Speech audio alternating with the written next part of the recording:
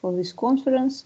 And the first talk will be given by Theodor Yurievich Popelensky, Asymptotic Behavior of Energy Levels of a Quantum-Free Particle in an Elliptic Sector.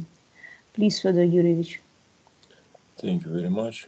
First of all, I would like to thank the organizers of this nice conference for inviting me to give a talk. I will be speaking about some version of quantum billiard.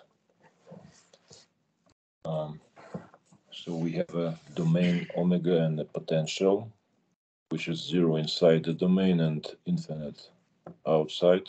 So when the particle meets the boundary, it reflects back inside the domain.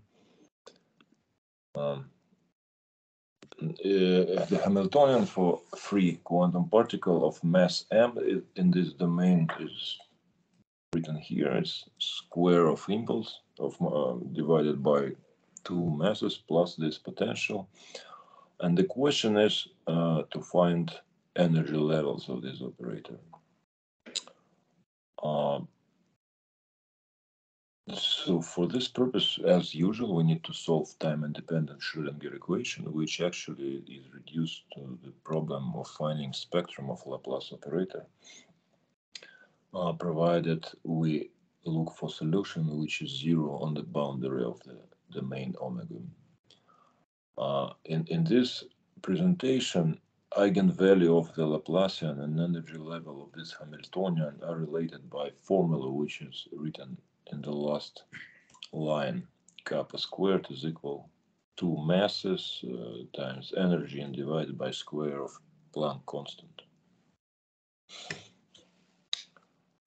So why we're speaking about, okay, what are domains in our consideration? They are very, we call them elliptic sectors. Imagine, so to understand the name sector, you could imagine that the eccentricity of this picture tends to 0, then ellipsis tends to be a circle, and the hyperbolas, we suppose, this is an important condition, that our hyperbolas have the same foci as ellipse. So we have confocal situation. Okay, I can use stylus. So we have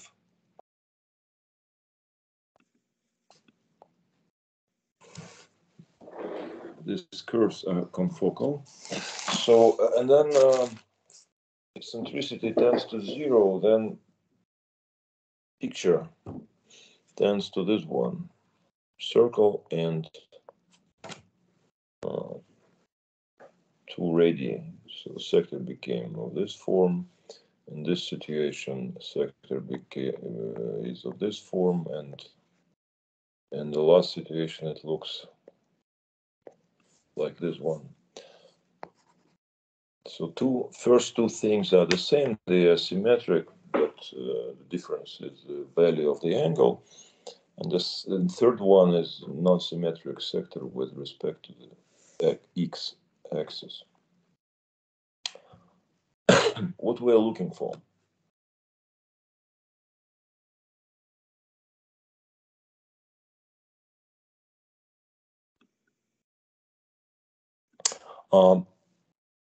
Actually, then we deform the domain.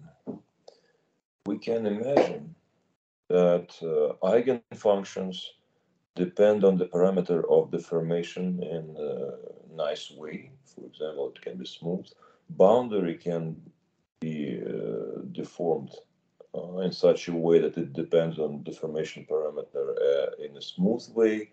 And most important, we can imagine that eigenvalue is depending in a smooth way. So actually we have a series of eigenvalues for each Laplacian. We have series of eigenvalues. We can imagine that we look for some specific eigenvalue and then we deform the boundary when we have deformation of this eigenvalue. And the question is how it depends on the deformation parameter. Simplest case is obviously, then we look at the lowest eigenvalue. If we look at the first order of this deformation, so if we want to expand the dependence of eigenvalue on the parameter up to the first order, then there is a famous Hadamard variational formula, provided everything is smooth. Let me repeat. We have family of domains bounded by smooth curves with smooth dependence on tau. It's almost our situation, but not exactly, because we have angles. And in Hadamard formula, there are no angles. If you look at just one ellipse without hyperbolas, then it's okay. The ellipse depends on parameters in a smooth way. The starting, for simplicity, we think that we are interested in the behavior of this picture in the neighborhood of tau equal to 0. So we think of a domain D, which is D of 0, and d tau is a family of deformation of this domain. So now we assume that lambda of tau is smooth family of eigenvalues for our problem. So this is Laplacian, here's eigenvalue, this is eigenfunction, boundary condition. Our eigenfunction is 0 on the boundary. Then the more formula tells us that lambda of tau is equal to lambda, that's equal, actually it's lambda of 0, and plus some term of first order, which can be written as an integral over boundary of domain D of 0 of the following term. Let me explain what is written here. First of all, we take, let's look at this term. This is a norm of the eigenfunction after derivation with respect to unit outward normal vector. Second term, they are multiplied, is a scalar product of two vectors. First vector is a unit outward normal, as it was used when we differentiate function psi. And v is the velocity of a point on the boundary, and then we would deform this boundary by t. So if this is a d of 0, then if tau increases, then each point moves in certain way, maybe non-normal, maybe something like that, and this is a vector v. So you take this scalar product multiplied by the norm of derivative of the eigenfunction, norm squared, and integrate over a boundary of this 0. It is a coefficient. Oh well, it's wrong. Yes, we work with parameter tau, so this should be tau, and here also should be tau. I'm sorry. There are many papers to generalize this formula to the situation in boundaries non-smooth. Even it can be very complicated. It has complicated behavior as a function, so it can be Lipschitz and something like that. And there are examples. Then this term, which is written on this slide, is changed in a very strong way. So there are some additional summands and so on, so on. So this formula is okay for smooth situation, and if you deal with non-smooth situation, it changes, seriously changes. Well, our idea is to find next term of the second order. Well, and let me go back and look at this picture. So we have the regions of two type, I epsilon and B epsilon. A parameter of deformation is the eccentricity.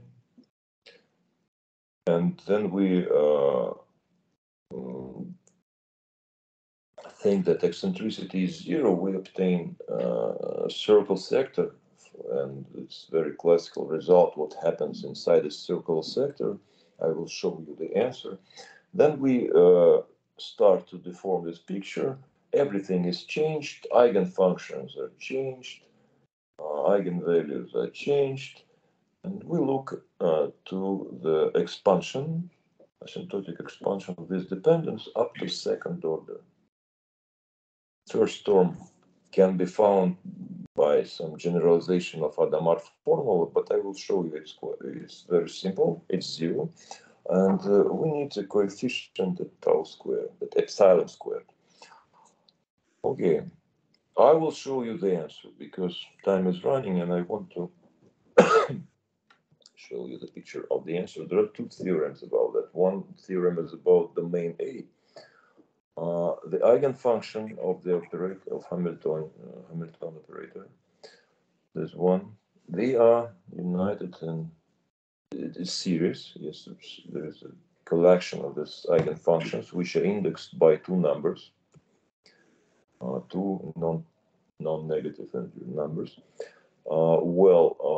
And the product, which is written on the right-hand side here and here, is a product of so-called Mathieu functions. I will tell you a few words about it later. It's special kind of special functions.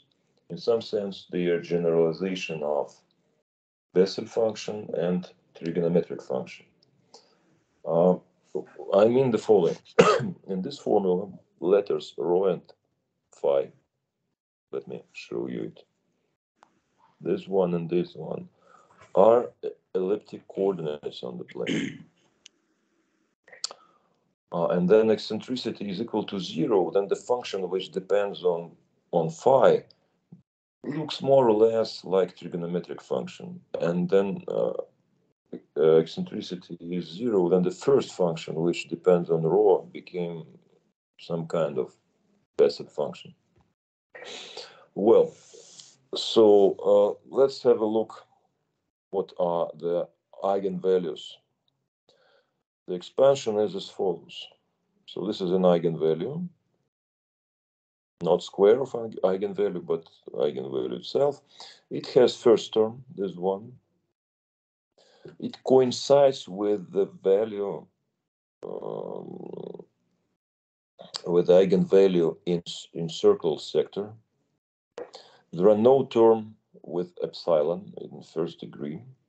So roughly speaking, application of generalization of Hadamard formula will give you just 0 term.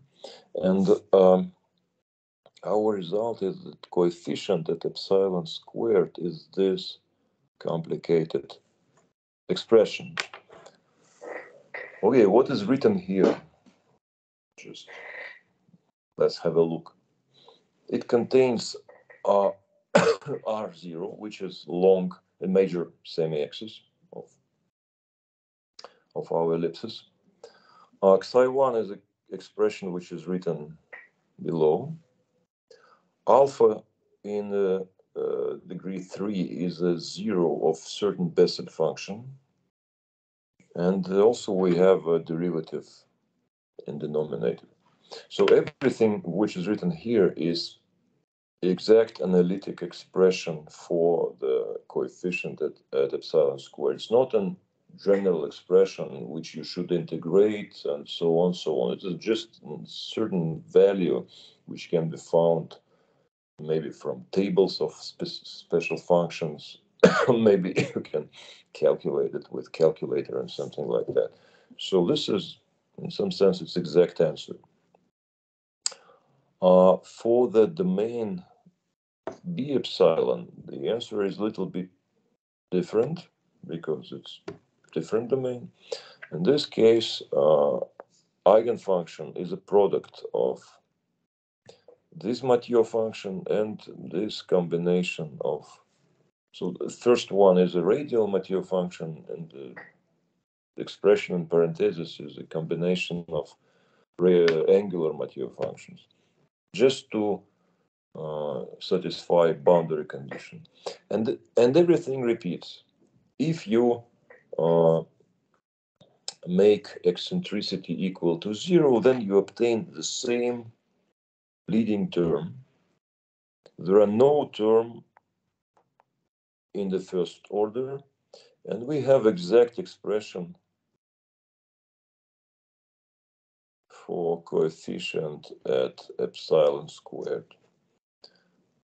which has pretty same character. It's exact it's combination of explicit things, zeros of certain Bessel function, derivative, and so on, so on. So this is exact value.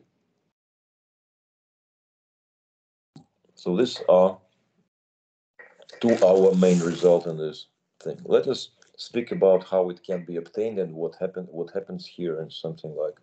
So this is a picture for you to see how eigenfunctions in domains A and B look like. So this is a density plot of absolute value of eigenfunction. So if you look here, you will see that there are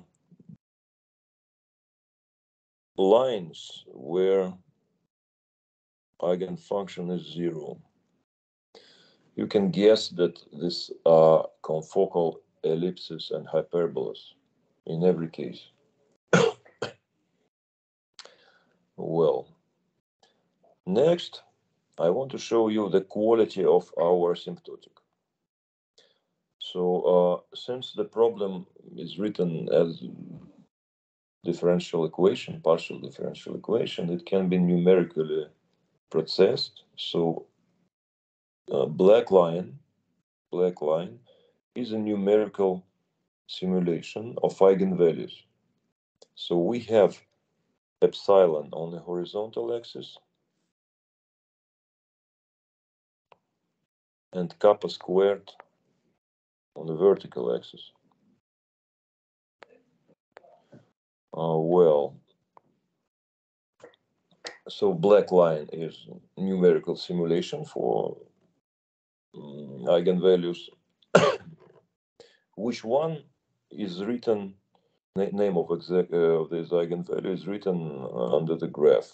So here is kappa with number 3, 4, here is 3, 5, 4, 4, and so on. Well, and red dotted line is a formula which given in theorem A and theorem B. So it's not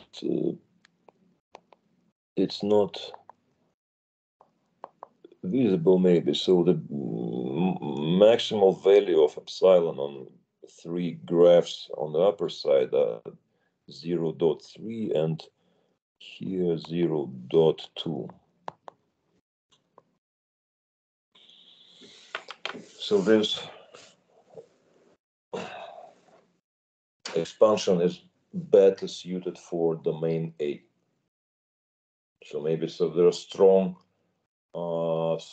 impact of terms of order 4, maybe order 6. Okay.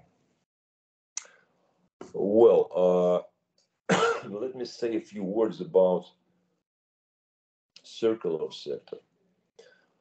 This is I believe that this is classical result which should be discussed by Rayleigh and maybe some other people from previous ages. Yes, okay. But there is a paper about quantum and classical solution for a free particle in this wedge billiard. Is a circles in billiard and circle sector. Well, the result of this paper is not the formula which you can see here, but they discussed many other aspects of a free particle in the wedge billiard, so which have no meaning for us at this moment, but they give exact formulas. So eigenfunction is in polar coordinates. Eigenfunction in polar coordinates is the product of sign, where lambda is chosen in such a way that the function is zero on the boundary of sector. And also we need special function here, Bessel function of the first kind, and the energy levels are written here. And if you remember, in theorem A and theorem B, the leading term in order 0 is exactly this one. So then you deform elliptic sector to a circular sector. Our formula gives same result as classical one. Why we were interested in this problem? One of the aspects of this history was some attention to billiards and elliptic domains. Some of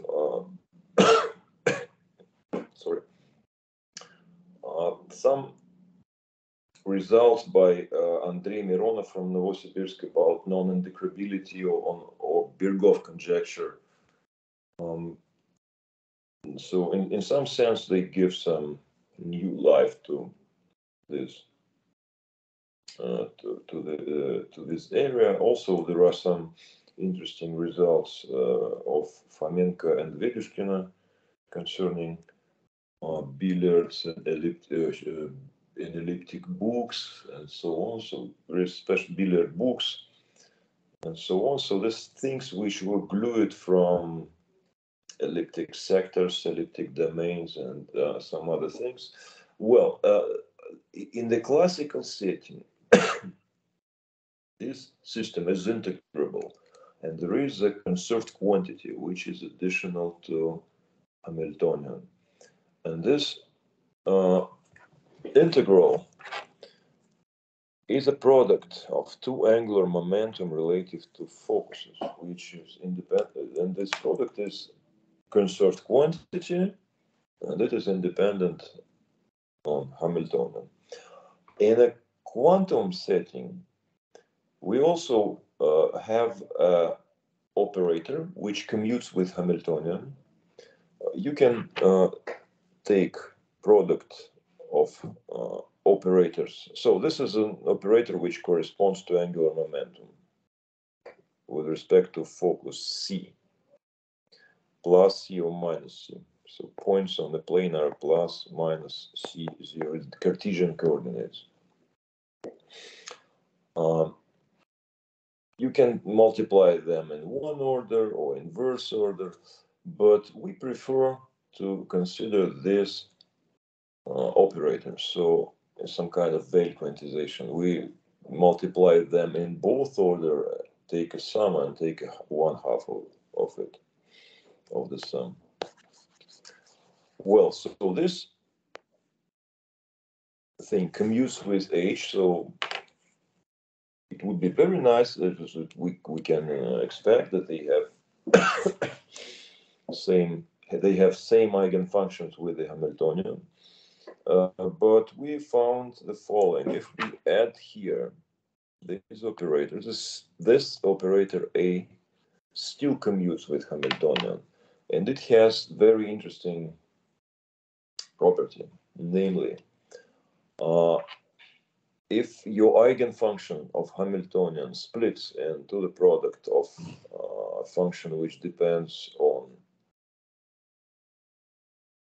one coordinate in elliptic coordinate and another function which depend on second coordinate and elliptic coordinates, then this is an eigenfunction of the operator A, and the eigenvalue is the parameter of these functions, zeta. I'm sorry, can you please show the formula for the quantum Hamiltonian? Yes, it's quite simple. Quantum Hamiltonian is free particle and potential. So which this is represented here. So just the operator plus this potential. Okay, thanks. Well, so this is a third theorem. So the idea was to find the idea was to find commuting operator with H in such that it has very simple spectrum. Well, how it can be proved? So let me say a few words about how it was proved. In Euclidean coordinate, ellipse with semi-major axis R0 and eccentricity epsilon is given by this formula. And the family of confocal hyperbolas, which we use as another part of boundary, is given by this formula. You subtract parameter lambda from both denominators. But you should subtract lambda in such a way that one fraction is still positive and another one is negative. That's why lambda belongs to this interval.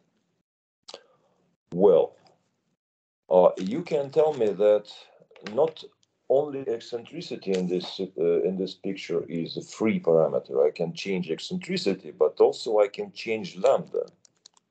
So what kind of hyperbolas are used in our theorems? The answer is as follows: we fix their asymptotes. So then you change the picture. This thing should be preserved. So ellipse tends to zero, to a circle. Hyperbolas tend to an angle, but the value of this angle is fixed at every moment. Well, and this psi 0 can be found in our formulas in theorems A and B. So lambda is actually expressed in terms of phi, right? Sorry? Lambda is expressed in terms of phi 0. Yes, sure. Formula 7 gives you our family of confocal hyperbolas, these hyperbolas. So you can see that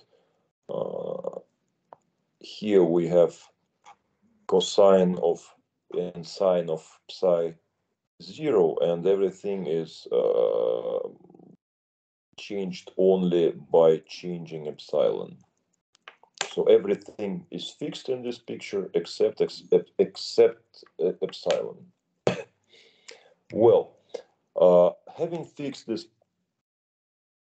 curves, we use specific elliptic coordinates, non-standard, because we have eccentricity in these elliptic coordinates and also semi-major axis.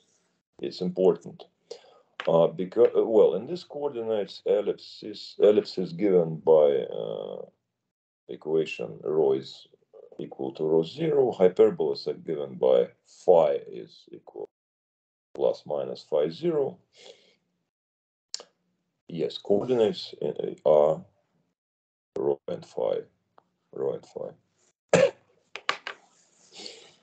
Hyperbolas are given by this formula, and the trick is that in this coordinates, Laplace operator, which is given here, looks complicated, but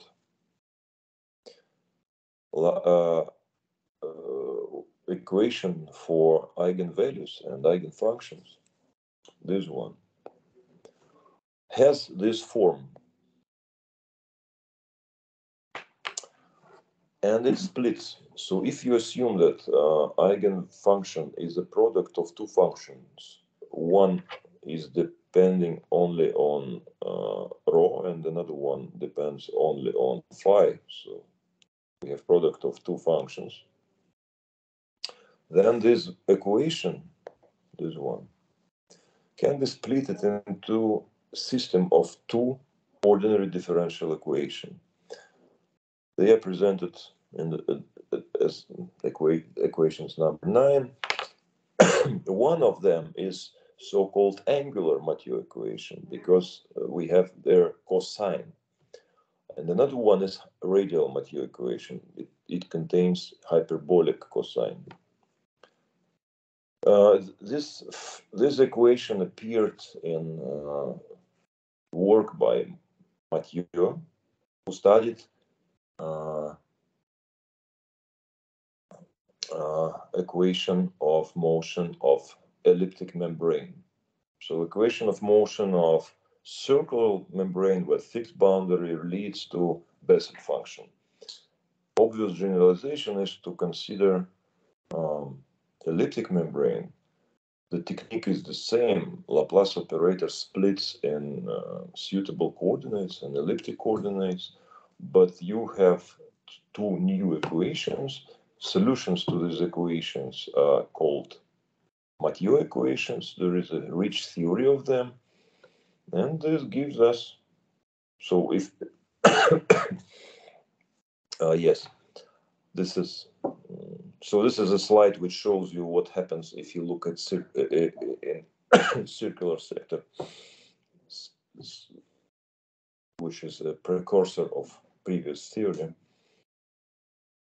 So if in the circular sector you have representation of eigenfunction as a product of function of radius and function of angle, then this equation splits into the system, and you see the first equation is equation of. Sorry, what does it mean by splits? Sorry? What do you mean when you say splits? You mean this means the following. Then you add and subtract here lambda plus lambda square minus lambda square. Then you see the terms which depend only on r. Oh, sorry, not too much. So instead of solving equation which contains two functions, which depends on both, you can look here. Take this one and this one. Yeah, I see. There's a sum of two equations in the. So if you have solution for two of these equations, then you can solve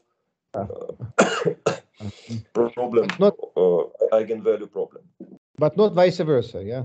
I mean, not generally speaking, not. But in good solution, you have complete system of function, and everything is okay. Okay, just yeah, that was well.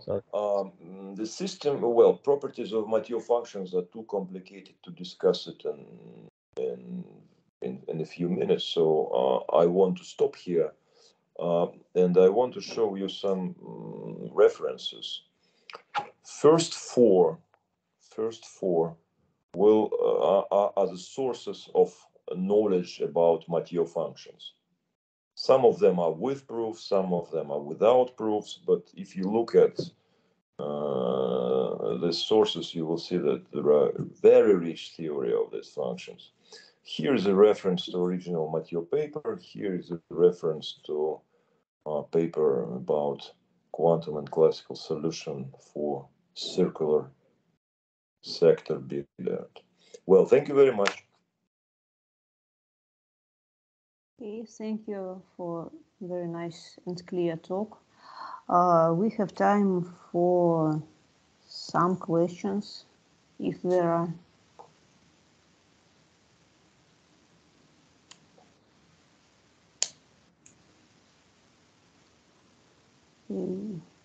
Okay, if there is no question, so we have we should make 5 minutes break and then proceed to the next talk.